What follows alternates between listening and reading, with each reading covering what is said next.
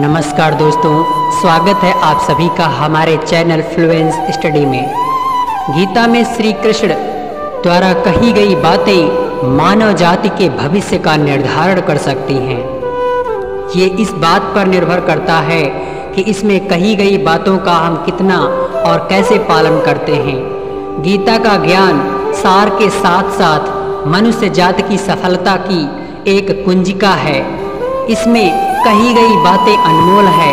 आज के इस वीडियो में हम आपको भगवान श्री कृष्ण द्वारा कही गई 7 ऐसी अनमोल वचन के बारे में बताने जा रहा हूँ, जिसे आत्मसात कर आप जीवन के किसी भी बाधा को दूर कर सकते हैं। पहली बात जो इन्होंने कही थी, कोई परिपूर्ण नहीं है। इसमें जगत में प्रत्येक व्यक्ति में किसी न किसी प्रकार की निर्बलता अवश्य होती है। जैसे कोई बहुत तेजी से दौड़ नहीं पाता तो कोई अधिक भार नहीं उठा पाता, कोई असाध्य रोग से पीड़ित रहता है तो कोई पढ़े हुए पाठों को स्मरण नहीं कर पाता। ऐसे अनेकों उदाहरण और भी हैं। क्या आप ऐसे व्यक्ति को जानते हैं जिसे सब कुछ प्राप्त हो और हम जीवन की उस एक निर्बलता को जीवन का केंद्र मानकर जीते हैं, जिस कारणवश सदा हृदय में दुख और असंतोष रहता है। निर्बलता मनुष्य को जन्म से अथवा संजोग से प्राप्त होती है, किंतु उस निर्बलता को मनुष्य का मन अपनी मर्यादा बना लेता है। किंतु कुछ व्यक्ति ऐसे भी होते हैं जो अपने पुरुषार्थ और श्रम से उस निर्बलता को पराजित कर देते हैं।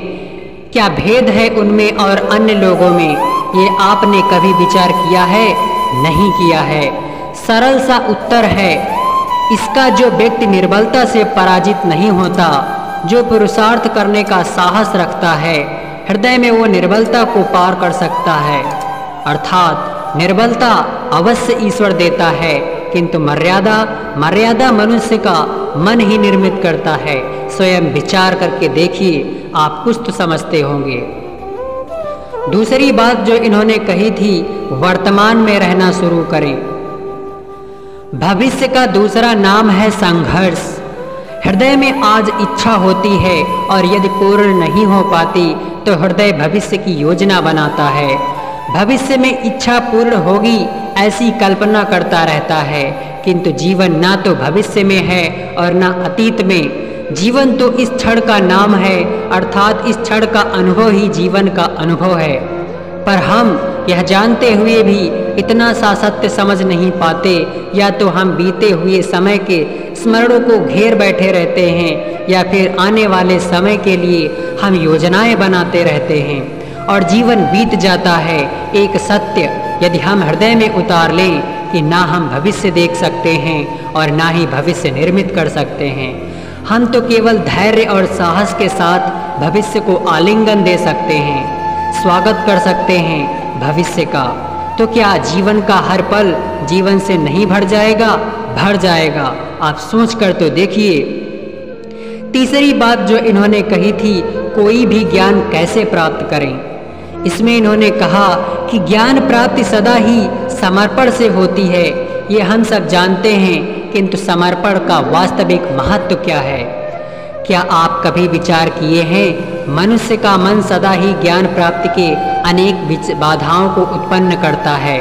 कभी किसी अन्य विद्यार्थी से ईर्ष्या हो जाती है, कभी पढ़ाए हुए पाठों पर संदेह होने लगता है, और कभी गुरु द्वारा दिया गया दंड मन को अहंकार से भर देता है। नहीं, क्या ऐसा नहीं होता? ना जाने कैसे कैसे विचार को भटकाते हैं और मन के इसी अयोग्य स्थिति के कारण हम ज्ञान प्राप्त नहीं कर पाते। मन की योग्य स्थिति केवल समर्पण से होती है। समर्पण मनुष्य के अहंकार का नाश करता है। ईर्ष्या, महत्वाकांक्षा आदि भावनाओं को दूर कर हृदय को शांत करता है और मन को एकाग्र करता है। वास्तव में ईश्वर की सृष्टि में ना ज्ञान की मर्यादा है और ना ही ज्ञानियों की। गुरु दत्तात्रेय ने तो गाय और श्वान से भी ज्ञान प्राप्त कर लिया था। अर्थात विषय ब्रह्मा ज्ञान का हो या जीवन के ज्ञान का या गुरुकुल में प्राप्त होने वाला ज्ञान का, उसकी प्राप्ति के लिए गुरु से अधिक महत्व उस गुरु के प्रति हमारा समर्पण क्या ये सत्य नहीं है? बिल्कुल सत्य है। चौथी बात जो श्री कृष्ण ने कही थी, धर्म संकट को जाने, धर्म संकट को पहचानना सीखें। इसमें इन्होंने कहा कि प्रत्येक मनुष्य के जीवन में ऐसा क्षण अवश्य आता है जब सारे स्वप्न, सारी आशाएं, सारे दृश्य ध्वस्त हो जाते हैं, जीवन की सारी योजनाएं बिखर जाती हैं। एक ओर धर्म होता है और दूसरी ओर दुख, इसी को धर्म संकट कहते हैं।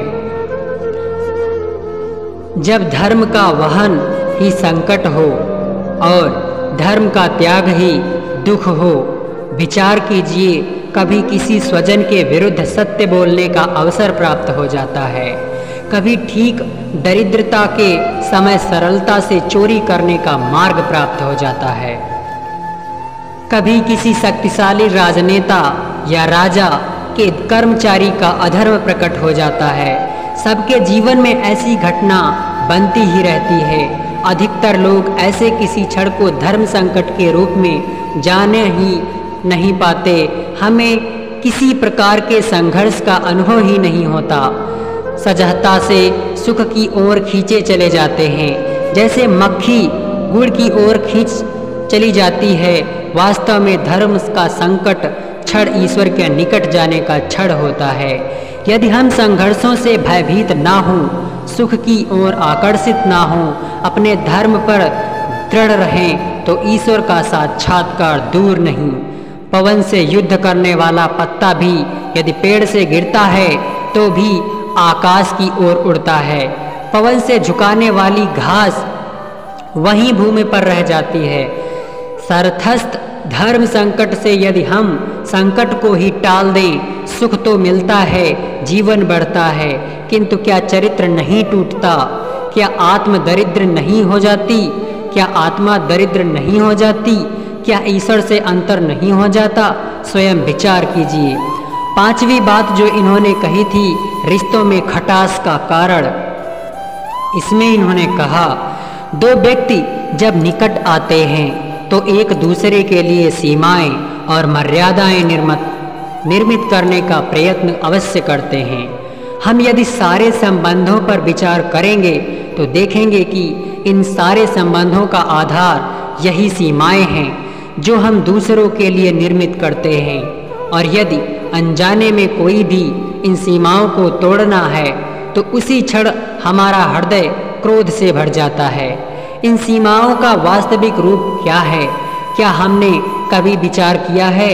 सीमाओं के द्वारा हम दूसरे व्यक्ति को निर्णय करने की अनुमति नहीं देते हैं। अपना निर्णय उस व्यक्ति पर थोपते हैं, अर्थात किसी की स्वतंत्रता को स्वीकार करते हैं। और जब स्वतंत्रता को स्वीकार्य किया जाता है तो उसका हृदय दुख से भर जाता है, और जब वो सीमाओं को तोड़ता है तो हमारा हृदय क्रोध से भर जाता है। क्या ऐसा नहीं होता? और यदि एक दूसरे की स्वतंत्रता का सम्मान किया जाए तो किसी मर्यादाओं या सीमाओं की आवश्यकता ही नहीं होगी। अर्थात जिस प्रकार स्वीकार्य किसी संबंध का देह है, क्या वैसे ही स्वतंत्रता किसी संबंध की आत्मा नहीं? स्वयं विचार करिए। श्री कृष्ण ने जो छठी बात कही थी कि सत्य की परिभाषा क्या है, सत्य की परिभाषा, सबके जवान में ऐसा प्रसंग अवश्य आता है, सबके जवान में ऐसा प्रसंग अवश्य आता है कि सत्य कहने का निश्चय होता है हृदय में, किंतु मुख से सत्य निकल नहीं पाता। कोई भय मन को घेर लेता है, कोई घटना अथवा प्रसंग के बारे में बात करना या फिर स्वयं से कोई भूल हो जाए और उसके बारे में बोलना, क्या ये सत्य है? नहीं, ये तो केवल एक तथ्य है। अर्थात जैसा हुआ था वैसा केवल बोल देना सामान्य सी बात है, किंतु कभी कभी उस तथ्य को बोलते हुए भी भय लगता है।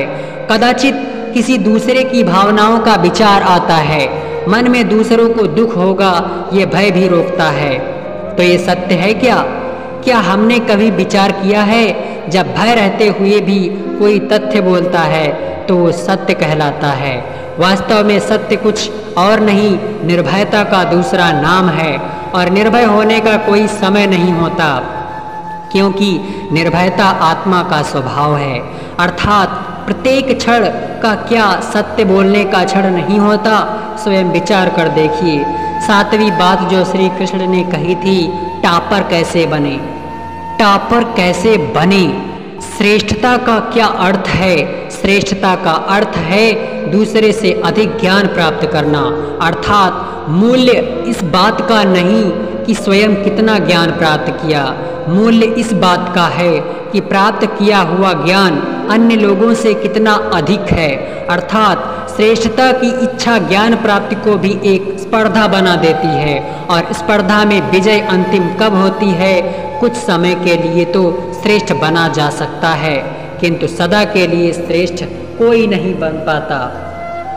फिर वही असंतोष, पीड़ा, संघर्ष जन्म लेता है।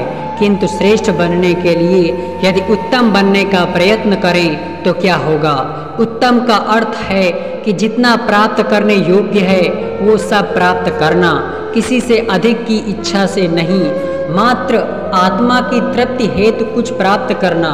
उत्तम के मार्ग पर किसी अन्य से स्पर्धा नहीं होती, स्वयं अपने आप से स्पर्धा होती है। अर्थात उत्तम बनने का प्रयत्न करने वाले को देर अबेर सारा ज्ञान प्राप्त हो जाता है, बिना प्रयत्न के ही वो श्रेष्ठ बन जाता है। किंतु जो श्रेष्ठ बनाने का प्रयत्न करता है वो श्रेष्ठ बने या नहीं बने, उत्तम कभी नहीं बन पाता। आशा करते हैं कि आप इस तरह की वीडियो को अच्छी तरह से समझ सकते होंगे, और हमारे चैनल को अगर हमारे बातों से सहमत हैं तो हमारे चैनल को लाइक और सब्सक्राइब जरूर करें। चलते हैं दोस्तों, आज के लिए बस इतना।